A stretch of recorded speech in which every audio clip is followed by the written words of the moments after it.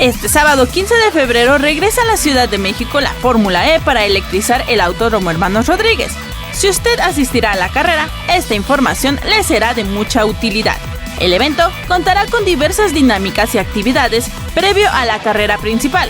Es por eso que el acceso comenzará desde las 7 de la mañana y a las 15 horas se dará el banderazo de salida a los carros eléctricos de la Fórmula E.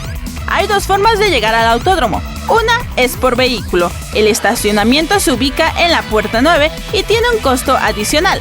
También podrán llegar por medio de transporte público. La estación del metro Ciudad Deportiva es la más cercana.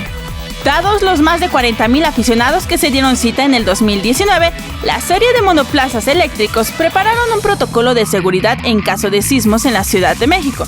El circuito Hermanos Rodríguez cuenta con diversos puntos de reunión. Sin embargo, la categoría ha enviado a los equipos instrucciones en caso de que un evento de esta naturaleza se presente fuera de la pista.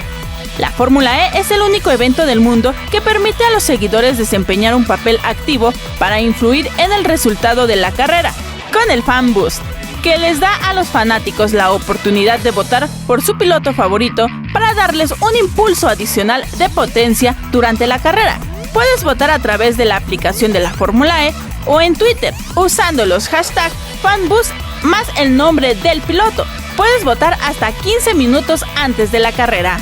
Para esta edición participarán 24 monoplazas, el circuito tendrá algunas modificaciones en su trazado y será de 2.606 kilómetros de longitud. Recuerda, no se podrá entrar con bebidas ni alimentos, así que ya sabes, ajusta tu cinturón y disfruta de una carrera electrizante con la Fórmula E.